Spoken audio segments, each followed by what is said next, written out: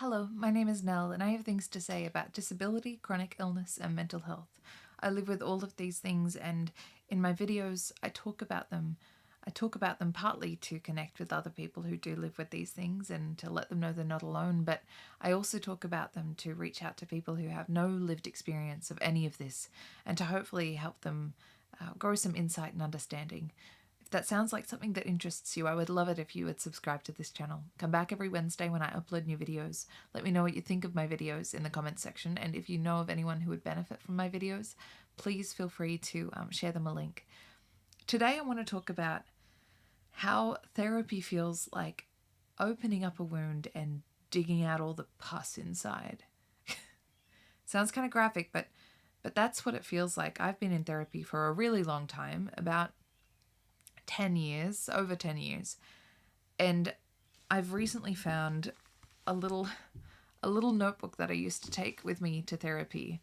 My therapist told me that I could talk to him about anything, and to, if I had anything that I wanted to speak to him about, to write it down in a book so that I could bring it to him and talk to him about it. There have been some very interesting little nuggets in there. Some that I want to talk about more in videos to show of how far I've come. One interesting one where I asked, where do giraffes keep their tongues? That's apparently my autistic brain really took it literally when he said you can talk to me about anything. But one thing that came up was times when I would start to talk about things and I would say, what is this going to feel like? How am I going to know that I'm making progress? Is this going to hurt when I start working through this? I didn't know at the time that the answer was absolutely yes. But I want to talk a little about that process. Because when you start delving into something in therapy, it is a really, really brutal process. It's not neat, it's not clean, but it's necessary.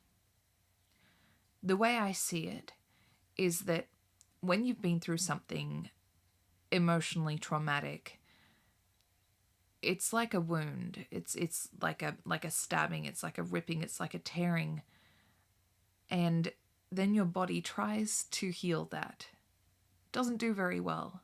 It still festers, it still is full of awful dirtiness.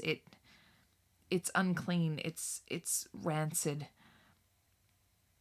But your body just kind of heals over this messy scab. And underneath, it's still dirty and it's still messy and it's still gross. But on the surface, it's holding together just enough to let you cope, to let you function. But it's not healthy because there's still so much toxicity in that wound that is seeping into the rest of you. And sometimes we think, I think it's holding enough together. I think it's holding together enough for me to just leave it alone. I'd rather just leave it alone. I don't want to uncover that because I think I'm coping enough as it is. Also because as soon as I open that, it is like a literal can of worms. It's going to be a wound infested with maggots that'll come crawling out, and I can't handle that. And that's kind of like what delving into something in therapy is. It's taking that emotional wound and it is slowly working away and dissolving that scab on top. And it's looking inside and it's seeing all those maggots and it's seeing all that rancid, dead, necrotic flesh, and it's getting rid of that, and it's cleaning out that wound, and it's making sure it hurts like hell, and it's searing away the dead skin and showing the pink, healthy skin and allowing that to heal and to grow and to knit together again so that the next time it heals, the next time it scabs over, the next time it forms a scar, it's actually healthy this time. It's actually a scar that doesn't hurt so much each time you bump it because it's not infected, it's not toxic, it's not releasing horrible things. But it's an incredibly uncomfortable and painful process.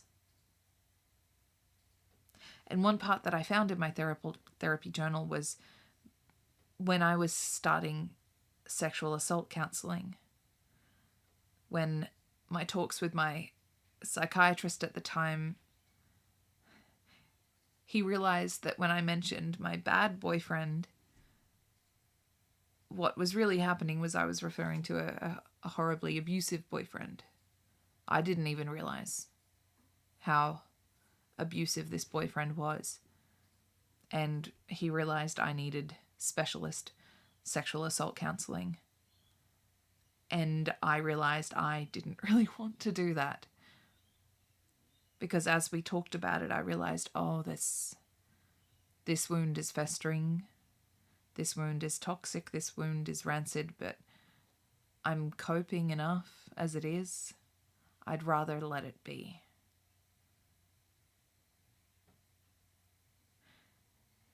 Because sometimes those scabs, even though they hurt every time you bump them, and even though they weep a little and they bleed a little every time you nudge them, they still feel like they're better than the alternative.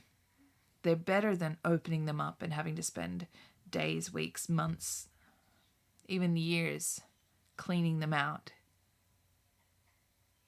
But honestly, going through that effort, cleaning them out, having the chance of a clean scar, it's so damn worth it.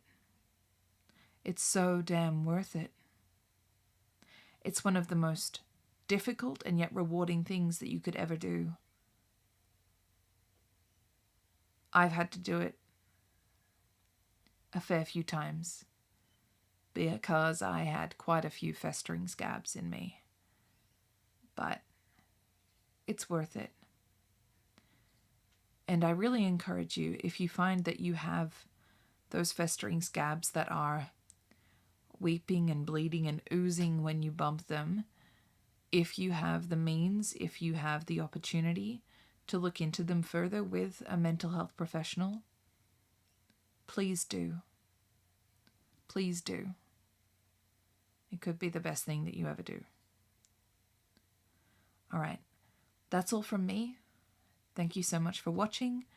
In the description of this video, you'll find links to my website, my blog, my TikTok, and my Instagram. Feel free to check all of those out and follow me there. I hope I see you again in the next one. All right. Bless.